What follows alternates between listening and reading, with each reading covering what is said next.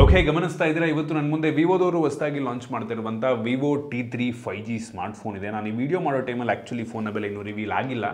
ನಾನು ಗೆಸ್ ಮಾಡ್ತಾ ಇದ್ದೀನಿ ಈ ಸ್ಮಾರ್ಟ್ಫೋನ್ನ ಬೇಸ್ ವೇರಿಯಂಟು ಎಫೆಕ್ಟಿವ್ ಆಗಿ ಬ್ಯಾಂಕ್ ಆಫರ್ ಎಲ್ಲ ಇನ್ಕ್ಲೂಡ್ ಮಾಡಿಕೊಂಡು 18,000 ರೂಪಾಯಿಗೆ ಲಾಂಚ್ ಆಗ್ಬೋದು ಅಂತ ಕಾದು ನೋಡೋಣ.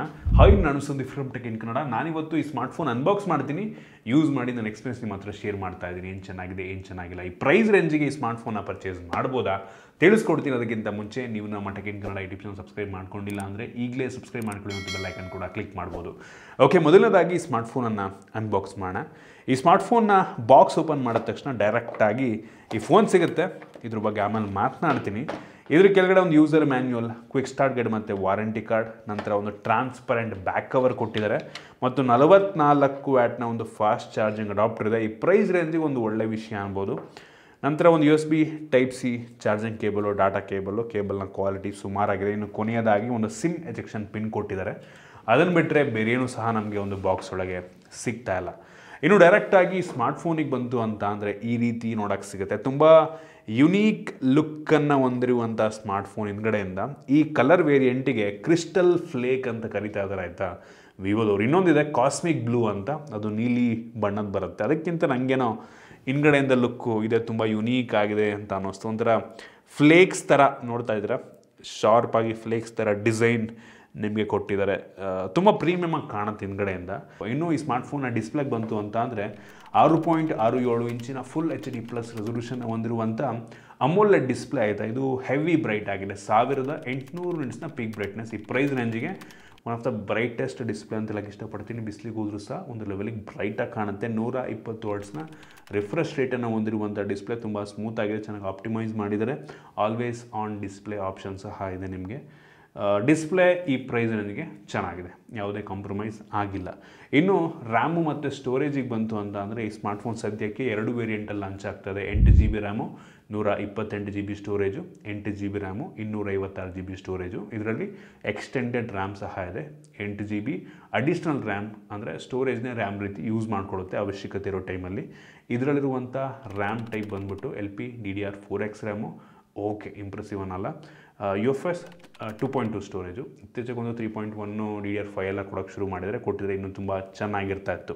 ಇನ್ನು ಪ್ರೊಸೆಸರಿಗೆ ಬಂತು ಅಂತ ಅಂದರೆ ಹೆವಿ ಪವರ್ಫುಲ್ ಪ್ರೊಸೆಸರ್ನ ಹಾಕಿದ್ದಾರೆ. Dimensity 7200 5G processor. ಈ ಪ್ರೈಸ್ ರೇಂಜ್ಗೆ one of the most powerful processor ಅಂತ ಅನ್ಬೋದು. ನಾವು ಅಂಥದ್ದು ಬೆಂಚ್ ಮಾರ್ಕನ್ನು ಚೆಕ್ ಮಾಡ್ದಂಗೆ 7,17,000 ರೇಟಿಂಗನ್ನು ಕೊಡ್ತಾ ಇರುವಂಥದ್ದು. ಸದ್ಯಕ್ಕೆ ನಂಗೆ ಅನ್ನಿಸ್ದಂಗೆ ಇದಕ್ಕಿಂತ ಪವರ್ಫುಲ್ ಆಗಿರುವಂಥ ಪ್ರೊಸೆಸರ್ ಈ ಪ್ರೈಸ್ ರೇಂಜಿಗೆ ಸಿಗಲ್ಲ.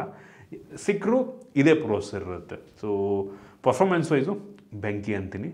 ನಾವು ಬೆಂಚ್ ಮಾರ್ಕನ್ನು ಚೆಕ್ ಮಾಡೋದಕ್ಕಿಂತ ಮುಂಚೆ ಈ ಸ್ಮಾರ್ಟ್ಫೋನಲ್ಲಿ 38% ಬ್ಯಾಟ್ರಿ ಇತ್ತು. ಚೆಕ್ ಮಾಡಾದಮೇಲೆ 32%, ಕ್ಲೋಸ್ ಟು 6% ಬ್ಯಾಟ್ರಿ ಡೌನ್ ಆಯಿತು.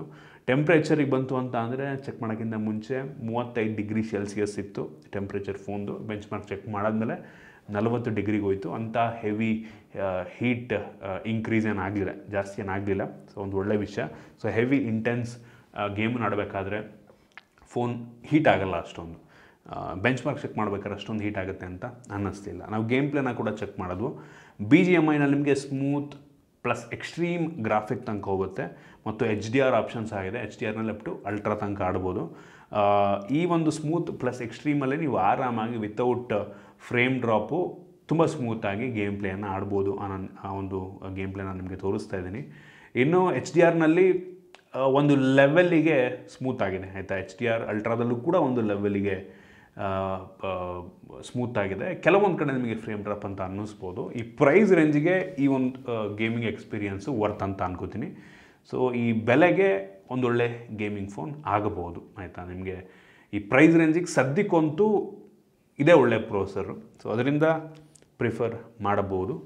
ಸೊ ನಿಮ್ಗೆ ಆಲ್ಮೋಸ್ಟ್ ಎಲ್ಲ ಅಪ್ಲಿಕೇಶನ್ಗಳನ್ನ ಸ್ಮೂತಾಗಿ ರನ್ ಮಾಡುತ್ತೆ. ಗೇಮ್ಸ್ನೆಲ್ಲ ಆಲ್ಮೋಸ್ಟ್ ಒಂದು ಲೆವೆಲಿಗೆ ಹೈ ಸೆಟ್ಟಿಂಗಲ್ಲಿ ಆಡ್ಕೊಬೋದು. ಸೊ ಪ್ರೊಸೆಸರ್ ಚೆನ್ನಾಗಿದೆ, ಕಾಂಪ್ರಮೈಸ್ ಆಗಿಲ್ಲ.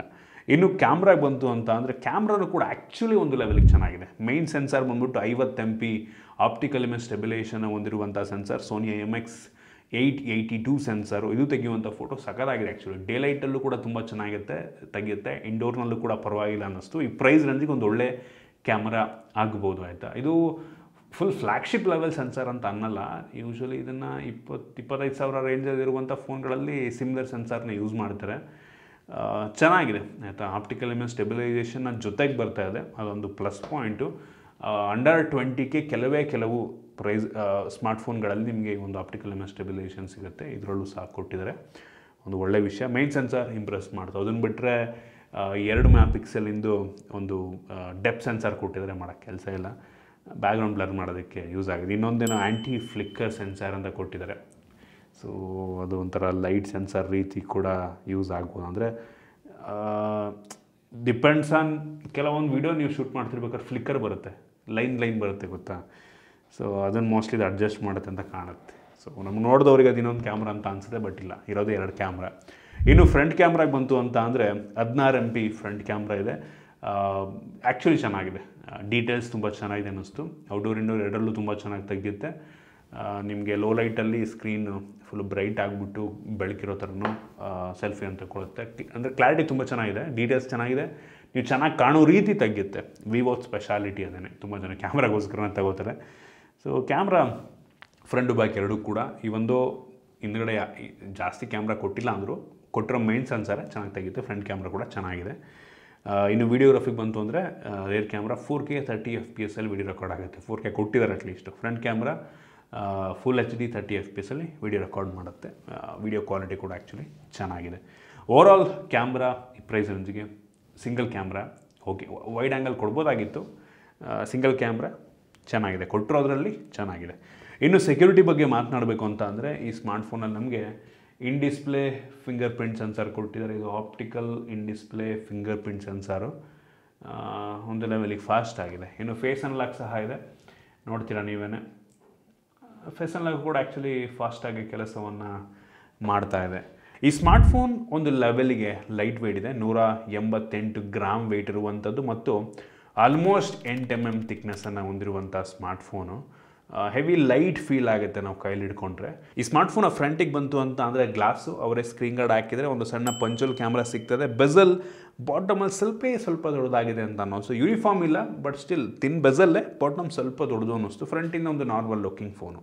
ಹಿಂದ್ಗಡೆಗೆ ಬಂತು ಅಂತ ಅಂದರೆ ಆಗಲೇ ಹೇಳ್ದಂಗೆ ತುಂಬ ಯುನೀಕ್ ಲುಕ್ಕು, ಪ್ರೀಮಿಯಂ ಲುಕ್ಕನ್ನು ಹೊಂದಿರುವಂಥದ್ದು. ಆದರೆ ಪ್ಲಾಸ್ಟಿಕ್ ಬ್ಯಾಕು ಸ್ಮಡ್ಜಸ್ ಆಗಲ್ಲ, ಅದೊಂದು ಖುಷಿ ವಿಷಯ. ಫಿಂಗರ್ ಪ್ರಿಂಟ್ ಬೀಳಲ್ಲ ಹಿಂದ್ಗಡೆಗೆ, ಹೆವಿ ಇಂಪ್ರೆಸ್ ಮಾಡ್ತು. ಬಟ್ ಸ್ಟಿಲ್ ಪ್ಲಾಸ್ಟಿಕ್ ಆಗಿರೋದ್ರಿಂದ ಬ್ಯಾಕ್ ಕವರ್ ಹಾಕೊಂಡ್ರೆ ತುಂಬ ಒಳ್ಳೆಯದು, ಸ್ಕ್ರ್ಯಾಚ್ ಆಗ್ದಂಗೆ. ಹಿಂದ್ಗಡೆ ನಮಗೆ ಡ್ಯುಯಲ್ ಕ್ಯಾಮ್ರಾ ಪ್ಲಸ್ ಇನ್ನೊಂದು ಫ್ಲಿಕ್ಕರ್ ಆ್ಯಂಟಿ ಫ್ಲಿಕ್ಕರ್ ಸೆನ್ಸಾರು ಅದೊಂದು ಕೊಟ್ಟಿದ್ರೆ. ಟ್ರಿಪಲ್ ಕ್ಯಾಮ್ರಾ ಅಂತ ಕನ್ಫ್ಯೂಸ್ ಮಾಡ್ಕೊಂಬೇಡಿ. ಮತ್ತು ಒಂಥರ ಸಿಂಗಲ್ LED ಒಂಥರ ರಿಂಗ್ ರೀತಿ ನಿಮಗೆ LED ಸಿಗ್ತಾ ಇದೆ. ಇನ್ನೂ ಈ ಸ್ಮಾರ್ಟ್ಫೋನಲ್ಲಿ in display fingerprint sensor ಸಿಗ್ತದೆ, ಒಂದು ಒಳ್ಳೆ ವಿಷಯ ಈ ಪ್ರೈಸ್ ರೇಂಜ್ಗೆ. Plastic frame, USB Type-C port ಇದೆ, ಯಾವುದೇ ಹೆಡ್ಫೋನ್ ಜಾಕ್ ಇಲ್ಲ ಮತ್ತು ಹೈಬ್ರಿಡ್ ಸಿಮ್ ಸ್ಲಾಟ್ ಇದೆ. 2 ಸಿಮ್ಮು ಅಥವಾ 1 ಸಿಮ್ ಒಂದು SD ಕಾರ್ಡ್ ನೀವು ಹಾಕೊಬೋದು. ಜೊತೆಗೆ IP54 ವಾಟರ್ ರೆಸಿಸ್ಟೆನ್ಸ್ ರೇಟಿಂಗ್ನ ಸಹ ಕೊಟ್ಟಿದ್ದಾರೆ, ಒಂದು ಒಳ್ಳೆ ವಿಷಯ. ಓವರಾಲ್ ಡಿಸೈನ್ ಮತ್ತು ಬಿಲ್ಡ್ ಕ್ವಾಲಿಟಿ ಈ ಪ್ರೈಸ್ ರೇಂಜಿಗೆ ಚೆನ್ನಾಗಿದೆ. ಗ್ಲಾಸ್ ಬ್ಯಾಕ್ ಒಂದು ಕೊಟ್ಬಿಟ್ಟಿದ್ರೆ ಬೆಂಕಿ ಇರ್ತಿತ್ತು. ಅದನ್ನು ಬಿಟ್ಟರೆ ಈ ಪ್ರೈಸ್ಗೆ ಓಕೆ. ಇತ್ತೀಚೆಗಂತೂ ಈ ಬೆಲೆಗೆ ಕರ್ವ್ ಡಿಸ್ಪ್ಲೇ ಎಲ್ಲ ಸಿಗೋಕ್ಕೆ ಶುರುವಾಗಿದೆ. ಸೊ ಯೋಚನೆ ಮಾಡಿಕೊಂಡು ನಾವು ಡಿಸೈಡ್ ಮಾಡ್ಕೊಬೇಕು. ಇನ್ನು ಬ್ಯಾಟ್ರಿಗೆ ಬಂತು ಅಂತ ಅಂದರೆ 5000 mAh ಕೆಪಾಸಿಟಿ ಬ್ಯಾಟ್ರಿ ಮತ್ತು ಬಾಕ್ಸ್ ಒಳಗೆ 44 ವ್ಯಾಟ್ನ ಒಂದು ಫಾಸ್ಟ್ ಚಾರ್ಜಿಂಗ್ ಅಡಾಪ್ಟರ್ ಕೊಟ್ಟಿದ್ದಾರೆ, ತುಂಬ ಫಾಸ್ಟಾಗಿ ಫೋನ್ನ ಚಾರ್ಜ್ ಮಾಡುತ್ತೆ. ಇನ್ನು OS ಬಂತು ಅಂತ ಅಂದರೆ Android 14 ಬೇಸ್ ಮೇಲೆ ರನ್ ಆಗ್ತಿರುವಂಥ ಫನ್ ಟಚ್ OS 14 ನಮಗೆ ಸಿಗ್ತಾ ಇದೆ. ಇದರಲ್ಲಿ ಕೆಲವೊಂದು ಬೇಡದಿರೋಂಥ ಅಪ್ಲಿಕೇಶನ್ ಇದೆ, ಅದೊಂದು ಬೇಜಾರಾಯ್ತು ನನಗೆ. ನಿಮಗೆ ಹಾಟ್ ಆ್ಯಪ್ಸ್, ಹಾಟ್ ಗೇಮ್ಸ್ ಇದೆ, ಅದನ್ನು ನೀವು ಡಿಸೇಬಲ್ ಕೂಡ ಮಾಡ್ಕೊಬೋದು ಸೆಟ್ಟಿಂಗ್ನಲ್ಲಿ. ಚೆನ್ನಾಗಿ ಅಪ್ಟಿಮೈಸ್ ಮಾಡಿದರೆ ಸ್ಮೂತಾಗಿದೆ, ಕಸ್ಟಮೈಸೇಷನ್ ತುಂಬ ಚೆನ್ನಾಗಿದೆ. ಅಂಥ ಸ್ಟಾಕ್ ಆ್ಯಂಡ್ರಾಯ್ಡ್ ಎಕ್ಸ್ಪೀರಿಯನ್ಸ್ ನಿಮಗೆ ಸಿಗೋಲ್ಲ, ಒಂದು ಲೆವೆಲ್ಲಿಗೆ ಸಿಗುತ್ತೆ ಆಯಿತಾ. ಹೆವಿ ಕ್ಲೋಸು ಅಂತಲೂ ಅನ್ನೋಕ್ಕಾಗಲ್ಲ. ಕೆಲವೊಂದು ಐಕಾನ್ಸ್ಗಳೆಲ್ಲ ನಿಮಗೆ ಸ್ಟಾಕ್ ಆ್ಯಂಡ್ರಾಯ್ಡ್ ರೀತಿಯೆಲ್ಲ ಇದೆ. So OS ಸ್ಮೂತಾಗಿದೆ. ಈ ಅಪ್ಲಿಕೇಶನ್ಗಳು ಇನ್ಸ್ಟಾಲ್ ಮಾಡಿಕೊಂಡ್ರೆ ಒಳ್ಳೇದು ನಂಗೆ ಅನ್ನಿಸ್ದಂಗೆ. ಎಷ್ಟು ವರ್ಷ ಸಾಫ್ಟ್ವೇರ್ ಅಪ್ಡೇಟ್ ಬರುತ್ತೆ ಅಂತ ಗ್ಯಾರಂಟಿ ಕೊಟ್ಟಿಲ್ಲ, ಮೋಸ್ಟ್ಲಿ 1-2 ವರ್ಷ ಕೊಡಬಹುದಾ ಅಂತ, ಏನೂ ಗೊತ್ತಿಲ್ಲ ಒಟ್ಟಿಗೆ. ಇನ್ನು ಸ್ಪೀಕರಿಗೆ ಬಂತು ಅಂತ ಅಂದರೆ ಸ್ಟೀರಿಯೋ ಸ್ಪೀಕರು, ಬಾಟಮ್ ಫೈರಿಂಗ್ ಒಂದು ಮತ್ತು ಮೇಲ್ಗಡೆ ಇನ್ನೊಂದು ಸ್ಪೀಕರು. ಸ್ಪೀಕರ್ನ ಕ್ಲಾರಿಟಿ ಚೆನ್ನಾಗಿದೆ, ಜೋರ ಕೂಡ ಕೇಳುತ್ತೆ, ಕ್ಲಿಯರ್ ಆಗಿದೆ ಅನ್ನಿಸ್ತು ಸ್ಪೀಕರು. ಇನ್ನು ಕನೆಕ್ಟಿವಿಟಿಗೆ ಬಂತು ಅಂತ ಅಂದರೆ ಬ್ಲೂಟೂತ್ 5.3 ಕೊಟ್ಟಿದ್ದಾರೆ. ಡ್ಯುಯಲ್ ಬ್ಯಾಂಡ್ ಜೊತೆಗೆ Wi-Fi 6 ಸಹ ಸಿಗ್ತಾ ಇರುವಂಥದ್ದು. 8 5G ಬ್ಯಾಂಡ್ಗಳು ಸಪೋರ್ಟ್ ಆಗುತ್ತೆ. ಕ್ಯಾರಿಯರ್ ಅಗ್ರಿಗೇಷನ್ ಇದೆ. ವೈಡ್ ವೈನ್ L1 ಸಹ ನಮಗೆ ಈ ಒಂದು ಸ್ಮಾರ್ಟ್ಫೋನಲ್ಲಿ ಸಿಗ್ತದೆ.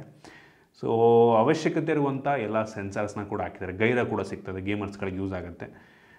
ಈ ಪ್ರೈಸ್ ರೇಂಜಿಗೆ ಕ್ಯಾಮ್ರಾ ಚೆನ್ನಾಗಿದೆ, ಒಂದು ಒಳ್ಳೆ ಆಪ್ಷನ್ ಆಗುತ್ತೆ ಆಯಿತಾ. ಸೊ ನನಗೆ ಇಷ್ಟ ಆಗಿದ್ದು ಈ ಸ್ಮಾರ್ಟ್ಫೋನ್ ಡಿಸ್ಪ್ಲೇ ಲುಕ್ಕು ಚೆನ್ನಾಗಿದೆ, ಗ್ಲಾಸ್ ಬ್ಯಾಕ್ ಕೊಟ್ಟಿದ್ರೆ ಬೆಂಕಿ ಇರ್ತಿತ್ತು. ರ್ಯಾಮು ಸ್ಟೋರೇಜು ಇಂಪ್ರೂವ್ ಆಗ್ಬೋದು, ಪ್ರೊಸೆಸರ್ ಮಾತ್ರ ಸಖತ್ತಾಗಿದೆ, ಕ್ಯಾಮ್ರಾ ಚೆನ್ನಾಗಿದೆ. ಇದಾದ ನಂತರ ಸೆಕ್ಯೂರಿಟಿ ಇನ್ ಡಿಸ್ಪ್ಲೇ ಕೊಟ್ಟಿದ್ದಾರೆ, ಅದೊಂದು ಪ್ಲಸ್ ಪಾಯಿಂಟು, ಅದು ಕೂಡ ಫಾಸ್ಟಾಗಿದೆ. ಬ್ಯಾಟ್ರಿ ಚಾರ್ಜರು ಕಾಂಪ್ರಮೈಸ್ ಆಗಿಲ್ಲ. ಸೊ ಬೆಟರ್ ನಂಗೆ ಅನ್ನಿಸ್ದಂಗೆ ಇದರಲ್ಲಿ ಒಂದು ಗ್ಲಾಸ್ ಬ್ಯಾಕ್ ಒಂದು ಕೊಟ್ಬಿಟ್ಟು ರ್ಯಾಮು ಸ್ಟೋರೇಜ್ ಒಂದು ಸ್ವಲ್ಪ ಇಂಪ್ರೂವ್ ಮಾಡಿದರೆ ಪರ್ಫೆಕ್ಟ್ ಸ್ಮಾರ್ಟ್ಫೋನ್ ಆಗ್ತಾಯಿತ್ತು. ಈಗಲೂ 18,000 ರೂಪಾಯಿಗೆ ಒಂದು ಒಳ್ಳೆ ಆಪ್ಷನ್ ಆಗುತ್ತೆ, ಒಂದು ಒಳ್ಳೆ ಬ್ರ್ಯಾಂಡಿಂಗ್ನ ಜೊತೆಗೆ ಸಿಗುತ್ತೆ, ವಿವೋ ಬ್ರ್ಯಾಂಡಿಂಗ್ನ ಜೊತೆಗೆ. ಸೊ ಕ್ಯಾಮ್ರಾ ಬೇಕು, ಒಂದೊಳ್ಳೆ ಪರ್ಫಾಮೆನ್ಸ್ ಬೇಕು ಅಂದರೆ ಒಂದೊಳ್ಳೆ ಆಪ್ಷನ್ ಆಗುತ್ತೆ. ಇವರೇನೋ ಕೂಪನ್ ಕೊಟ್ಟಿದ್ದಾರೆ ಆಯಿತಾ, ನಾನು ಡಿಸ್ಕ್ರಿಪ್ಷನಲ್ಲಿ ಕೊಟ್ಟಿದ್ದೀನಿ. ಇದಿಷ್ಟು ಈ ಒಂದು ಸ್ಮಾರ್ಟ್ಫೋನ್ನ ಬಗ್ಗೆ. ಏನು ಅನ್ನಿಸ್ತು ನಿಮಗೆ ಕಾಮೆಂಟ್ ಮಾಡಿ. ಇಷ್ಟ ಆಗಿದ್ದರೆ ಲೈಕ್ ಮಾಡಿ, ಶೇರ್ ಮಾಡಿ. ಇದೇ ರೀತಿ ನಮ್ಮ ಬೇರೆ ಬೇರೆ ವೀಡಿಯೋಗಳು ನಮ್ಮ ಟೆಕ್ ಇನ್ ಕನ್ನಡ ಯೂಟ್ಯೂಬ್ನ ಸಬ್ಸ್ಕ್ರೈಬ್ ಮಾಡ್ಕೊಂಡಿಲ್ಲ ಅಂದರೆ ಈಗಲೇ ಸಬ್ಸ್ಕ್ರೈಬ್ ಮಾಡ್ಕೊಳ್ಳಿ, ಒಂದು ಬೆಲ್ ಐಕನ್ ಕೂಡ ಕ್ಲಿಕ್ ಮಾಡ್ಬೋದು. ಸಿಗೋಣ ಮುಂದಿನ ವೀಡಿಯೋದಲ್ಲಿ.